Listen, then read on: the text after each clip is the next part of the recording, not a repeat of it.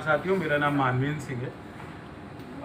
मैं Hind medical college के जो करंट चेयरमैन हैं श्री ब्रिज किशोर सिंह जी, मैं उनका बेटा हूँ। आप लोगों को मैं बताना चाहूँगा कि 2004 में इस ट्रस्ट का गठन किया गया था, जिसमें उस समय 7 लोग थे। और हम लोगों को रिसेंटली पता चला कि ट्रस्ट में कुछ वित्तीय अनियमितताएँ हो रही हैं, तो हम लोगों ने जांच करी तो पाया कि बैंकों में एक फर्जी डीड बना के लगाई गई और इसका बैंकों का संचालन किया जा रहा है डॉक्टर ऋचा मिश्रा एवं डॉक्टर अमोद कुमार सचान द्वारा। करोड़ों अरबों का वित्तीय गबन किया गया है, जिसकी हमने फिर एफआईआर कराई कैसरबाग थाने में। कैसरबाग थाने में यह एफआईआर के सारे साक्ष्य उनको मिल चुके हैं रजिस्ट्री ऑफिस से, बैंकों से, लेकिन अभी तक उसमें भी आगे कोई कार्रवाई नहीं की जा रही है। कोर्ट का भी आदेश है कि 22 जुलाई को उनको प्रेजेंट होना है कोर्ट में और अपना देना है कि क्या सबूत आपके पास इकट्ठा हुआ, क्या साक्ष्य आपको मिले हैं और इस पर आपने क्या कार्रवाई की है।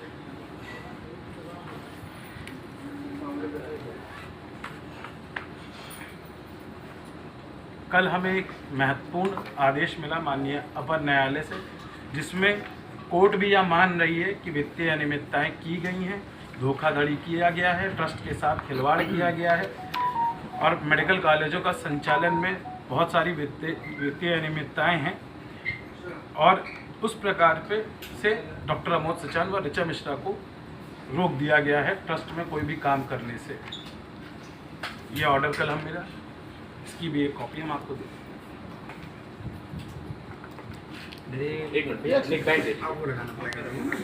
ऐसी बात का है कि आप खाता खोल दीजिए, पैसा इस्तेमाल करने दीजिए, आप न्याय और चीज़ें और आरबीआई कुछ नहीं है। ये एफआईआर कॉपी है जो न्यायालय ने मेरी सुनी। अब पूरी कितना संरक्षण देगी, मुझे कितना बचाएगी तो नहीं पता। अगर लेकिन मुझे कुछ भी होता है या मेरे परिवार कुछ होता है तो मैं खुले आप लोगों को कह सकता हूँ उसका पूर्णतः जिम्मेदार ऋचा मिश्रा जी और डॉक्टर अमोद सचान होंगे, क्योंकि उन्होंने खुली धमकी दी। मैं रिकॉर्डिंग सुनाया कि जान से मार देंगे, नौकरी करने नहीं देंगे, शहर में रहने नहीं देंगे। नहीं सुनी, बहुत बड़े लोग जितनी बात आ रही है हमेशा भगा दिए गए कि आप मैनेजर होंगे अपनी ब्रांच के, प्राइवेट बैंक के कर्मचारी हो, अपनी नौकरी करो, नौकरी झांक दोगे। जब कुछ नहीं मिला, किसी से सपोर्ट नहीं मिली, तब हम माननीय न्यायालय के पास गए। न्यायालय के पास गए, उनसे मैंने रिक्वेस्ट किया, प्रार्थना करी। उन्होंने मेरी बात को सुना, समझा और दस्तावेज भी देखे सब फर्जी बनाए हुए हैं। फर्जी बना करोड़ों का ट्रांजेक्शन करके उन्होंने गबन किया हुआ है। और बहुत सारे, चूँकि मैं बैंकर भी जानता हूँ, विदेशी प्रॉपर्टी बना ली है, फार्म हाउस बना लिए हैं, बहुत सारा आश्रम बना लिए, मतलब करोड़ों घोटाला किया है उनके खाते से। जब नहीं हुआ तो कल मेरी बात को बनाते हुए न्यायालय ने आदेश किया है इस पर एफआईआर की जाए। कल रात में 8 बजे गाजीपुर थाने के अंदर ये कंप्लेंट लिखी गई है मेरी। उस पर भैया मेरी उम्मीद यही है मेरी कि अब इसके आगे, क्योंकि न्यायालय का हो गया तो मुझे न्याय मिलना चाहिए। और मैं आपको रिकॉर्डिंग सुनना चाह रहा हूँ, बड़ी मज़ेदार रिकॉर्डिंग है। आप लोग लगता होगा इतने बड़े डॉक्टर हैं, सज्जन हैं, वाइट कॉलर हैं, लेकिन वो क्रिमिनल हैं और मुझे मारने के उन्होंने कोई कसर छोड़ी नहीं है।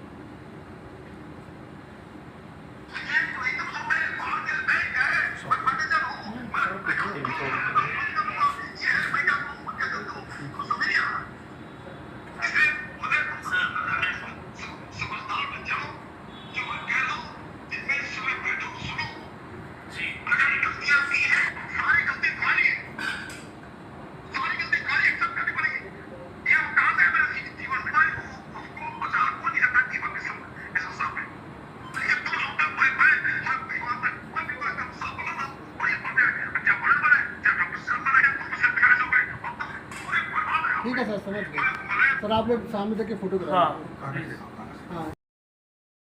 रियल बैंक की तरफ से हूँ, उससे जॉब करता हूँ। मेरे पास जब आपके पिताजी श्री किशोर सिंह ने बुलाया मुझे पूछने के लिए कि ये आप क्या खाता खुला हुआ है, तो ये कैसे खोला है आपने, किस कागज़ के बेस पर खोला, क्या आपने प्रोसीडिंग की। तो वैसे तो चूँकि आपको हम डायरेक्ट वैसे परिचय थे, लेकिन चूँकि कानूनी तौर पर देखा जाए तो बैंक में आपका कुछ नहीं, तो हम नहीं वर्क कर सकते थे आपके। जब आपकी एफआईआर हुई कैसरबाग में, मेरे पास आपके जो इन्वेस्टिगेशन ऑफिसर थे आए ब्रांच में, उनके साथ विजय कुमार जी भी आए, भैया भी आए थे साथ में। तो फिर मैंने मुझे कागज़ दिखाया, आप देखिए कितना सेम कागज़ है, कैसे बना हुआ है। एक तरफ कागज़ की ओरिजिनल डेट दिखाई पड़ रही है, सेम डेट नंबर है, सेम कागज़ नंबर, सब कुछ नंबर सेम है, और दूसरे में 2 लोग दिखाई पड़ रहे हैं सर। यानी कि ये स्टैम्प पेपर घोटाला भी हो गया, डेट घोटाला भी हो गया पूर्णतः बिल्कुल कोर्ट रचना के तहत बनाया गया इसको, और बना करके बैंक में खाता खुलवाया गया। फिर जब पुलिस की तरफ से आदेश आया मेरे पास, तो इस पर डिटेल्स है, मैंने वो खाता जो है फ्रीज कर दिया, डेबिट फ्रीज कर दिया। यही करेगा बैंकर, भाई आप खाता चला रहे हैं, फर्जी दस्तावेज खाता खोल रखे हैं, तो खाता नहीं चला सकते हैं आप। जब मैंने ये बंद किया अपनी प्रक्रिया के आधार पर, चूँकि वो बहुत बड़े लोग हैं भाई, मतलब रोड बहुत पैसे वाले लोग हैं, हम लोग क्या कर पाएंगे ऐसे ब्रांच वाले छोटे कर्मचारी। तो उन्होंने क्या किया, फिर लगातार मुझे धमकी देना शुरू कर दिया, रोज़ फ़ोन कर धमकी, कभी कभी आप अपनी उनकी फ़ौज चली आ रही है ऑफिस के अंदर, कभी वो खुद फ़ोन कर रहे हैं, मुझे फॉलो कर रहे हैं। एक दिन अति हो गई, तो ये बात है तारीख 17/3/2026 की बात है ये।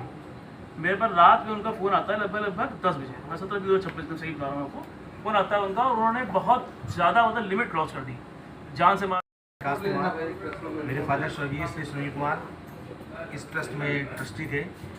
उनके 2012 में मेरे फादर का स्वर्गवास हो गया। उसके बाद मेरी मदर ट्रस्ट में ट्रस्टी है।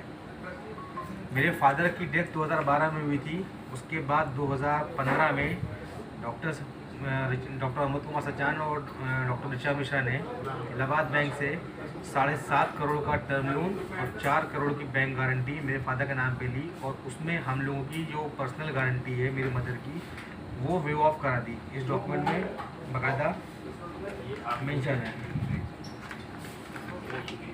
वो वेव ऑफ कराने के बाद हम लोग को ये चीज़ पता चली है रिसेंटली जनवरी में, तो हम लोग अब इस केस में FIR के लिए भी दौड़ रहे हैं। यहाँ पे मेरी कोई FIR भी नोट नहीं कर रहा है, ना कोई डॉक्यूमेंट पता कर रहा है। मैंने सब चीज़ें कराने के बाद जो पुलिस है उसने अपना एक कह के कर दिया कि ये लोन क्लोज़ हो गया है। क्या लोन क्लोज़ होने से काम ख़त्म हो जाता है? नहीं।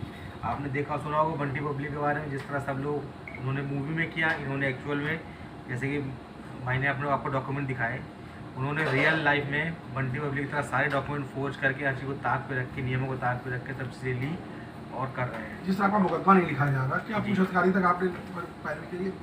हाँ जी, बिल्कुल मैंने अपनी पैरवी करी है। मैं कमिश्नर ऑफिस भी जा चुका हूँ, मैं IGRS भी कर चुका हूँ। अब मैंने कोर्ट के माध्यम से 156 किया है, मुख्यमंत्री के पास भी एप्लीकेशन जा चुकी है, सब मैं कर चुका हूँ, लेकिन कोई भी अभी तक कहीं से भी कोई रिवर्ट नहीं आया है, किसी ने भी कोई जवाब नहीं दिया है। और अभी भी मैं दौड़ रहा हूँ। अब मैंने माननीय कोर्ट का सहारा लिया है कि मेरी FIR दर्ज करी है।